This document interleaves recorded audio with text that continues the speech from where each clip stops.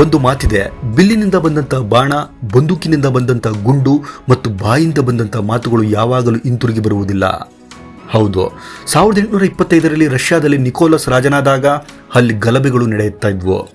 ಆಗ ರಾಜನು ಆ ಗಲಭೆಯನ್ನು ನಡೆಸುತ್ತಿದ್ದಂಥ ಲೀಡರನ್ನು ಗಲ್ಲಿಗೇರಿಸುವಂತೆ ಆಜ್ಞೆ ಮಾಡಿದನು. ಅದರಂತೆ ರಾಜನ ಸೈನಿಕರು ಆ ಅಪರಾಧಿಯನ್ನು ಬಂಧಿಸಿ ಆತನನ್ನು ಗಲ್ಲಿಗೇರಿಸಲು ಹೋಗುತ್ತಿದ್ದಾಗ ಆ ನೇಣು ಹಗ್ಗವು ಹರಿದು ಹೋಯಿತು ಮತ್ತು ಆ ಅಪರಾಧಿಯು ನೆಲಕ್ಕೆ ಬಿದ್ದನು. ಆ ದಿನಗಳಲ್ಲಿ ಅಪರಾಧಿಯ ದಾರವು ಈ ರೀತಿ ಹರಿದು ಹೋಗುವುದನ್ನು ದೇವರ ಅದ್ಭುತವೆಂದು ಪರಿಗಣಿಸಲಾಗ್ತಾ ಇತ್ತು ಮತ್ತು ಆ ಅಪರಾಧಿಯನ್ನು ಬಿಟ್ಟು ಬಿಡಲಾಗ್ತಾ ಇತ್ತು. ಆದ್ದರಿಂದ ರಾಜನ ಸೈನಿಕರು ತಕ್ಷಣ ರಾಜನ ಬಳಿ ಹೋಗಿ ಸಂಪೂರ್ಣ ಕಥೆಯನ್ನು ತಿಳಿಸಿದ್ರು. ರಾಜನು ಕೂಡ ಅವನನ್ನು ಬಿಟ್ಟು ಬಿಡಲು ಆದೇಶ ಮಾಡಿದ. ಆದರೆ ರಾಜನ ಒಬ್ಬ ಸಲಹೆಗಾರನು ಆ ಸೈನಿಕರನ್ನು ಕೇಳಿದ, ಅಪರಾಧಿಯು ನೆಲಕ್ಕೆ ಬಿದ್ದ ನಂತರ ಅವನು ಏನಾದರೂ ಹೇಳಿದನೇ ಎಂದು. ಆಗ ಸೈನಿಕರು ಹೇಳಿದರು, ಹೌದು, ಅವನು ಈ ರಾಜನಿಗೆ ಸರಿಯಾದ ನೇಣು ಹಗ್ಗವನ್ನೇ ತಯಾರಿಸಲು ಸಾಧ್ಯವಿಲ್ಲ. ಅಂದ ಮೇಲೆ ಈ ರಾಜ್ಯಭಾರವಾದರೂ ಹೇಗೆ ಮಾಡುವನು ಎಂದು ಹೇಳುತ್ತಾ ನಕ್ಕನು ಎಂದು ಹೇಳಿದರು.